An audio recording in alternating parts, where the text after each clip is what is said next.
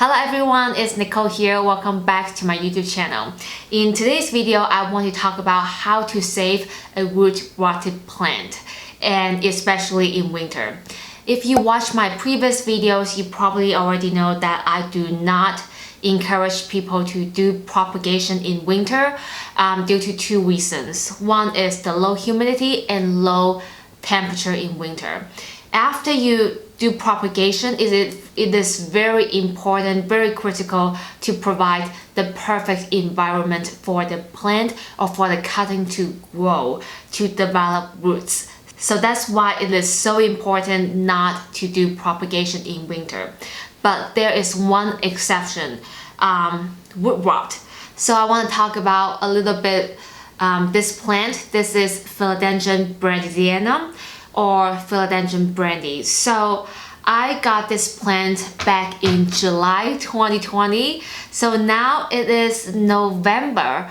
It is about 3-4 months already, but I only noticed one new leaf. I feel so bad for this plant because it got some spider mites back in August or September. So I treated and finally the spider mites are gone. But the plant is still growing so slow. It is also my fault. I left it outdoor in summer and I let it dry out for too long. So the roots are not very strong because I bottom water most of my plants. So every time when I water them, I always watch how long is that going to take for each plant to absorb the water. So this plant, it usually takes very long time. And even though I let it sit there for an hour or two, when I lift up the pot, the soil is still like quite dry. I don't think the roots are strong enough to absorb the water, so I'm thinking there might be root rot. But I cannot say it 100% because I really need to take a look at the roots. So today, let's do it together. First thing, I'm going to put on my gloves. Alright, let's take a look at the roots. It is in a 4-inch pot. Okay. Oh wow. Okay, it's not as bad as I thought. But definitely it's not the healthiest plant that I've seen. So it still has some very healthy root. The color looks very fresh. So, wow.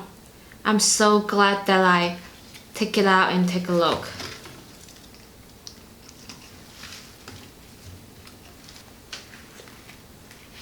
So if your plant have root rot issue, first thing you need to do is remove the rotted part, rotted piece.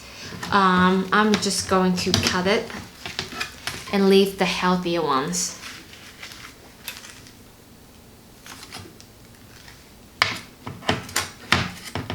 I probably still be able to use this piece to root, but it got some rotted roots here, and then wow, and also some rotted roots here. I can easily remove those roots, and this is bad. So I already cut it and I'm not going to keep this one. Overall, this piece does not look too bad, but if you take a closer look, it still has some rotted roots and I need to remove them. You can simply use the scissors to remove the rotted piece.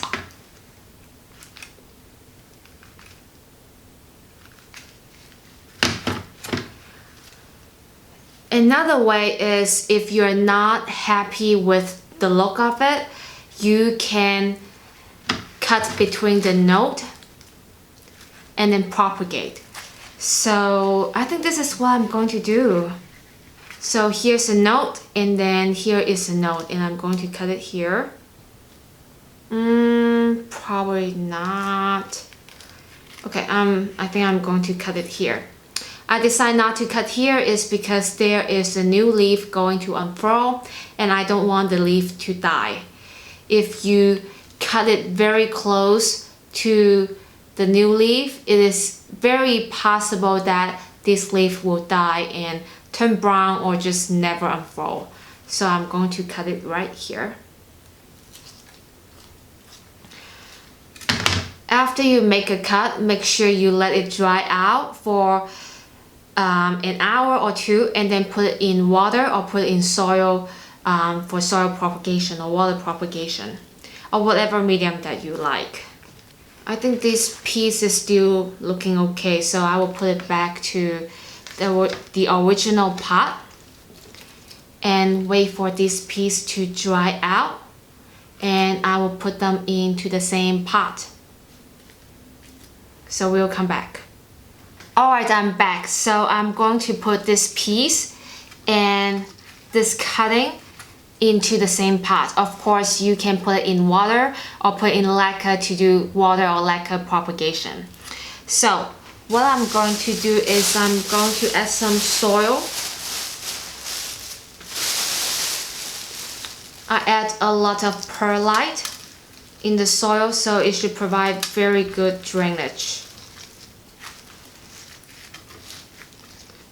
I'm not giving it very special potting mix. I use the same potting mix for all of my philodendron and it always works very well, so I'm just going to keep doing this. So whenever you find a root rot issue, make sure you handle it right away. Otherwise the plant will suffer and might eventually die. That would be very sad.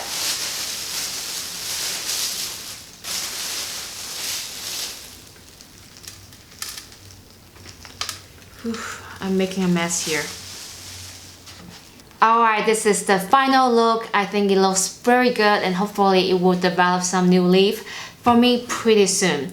I'm going to give it some water and then I will put it either in a Ziploc bag or a grower container. It is very important that you do it in winter, is because one, that I mentioned earlier, the low humidity, and the second is the low temperature.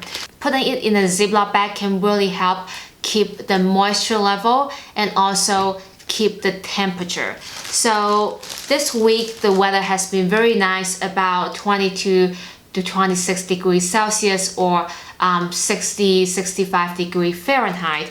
But next week is going to be cooler, and after you propagate a plant, although it is in a perfect growing environment, it still takes about a week or two for your plant to develop roots. So it is very important to keep it in a Ziploc bag or a grower container.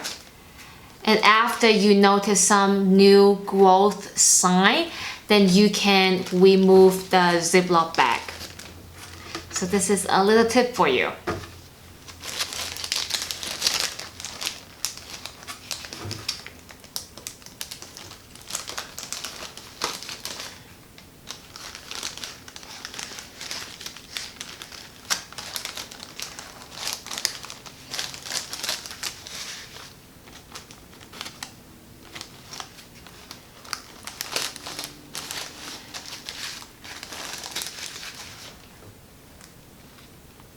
Alright, that's it for today's video. I hope you find it helpful. If you do, please give me a thumbs up and subscribe to my YouTube channel. Also, feel free to follow me on either Instagram or Facebook. I'm active there. Yeah, feel free to connect with me. Anyways, my name is Nicole. If there's any videos that you would like to watch in the future, make sure you leave a comment down below. I will see you in my next week. Bye bye!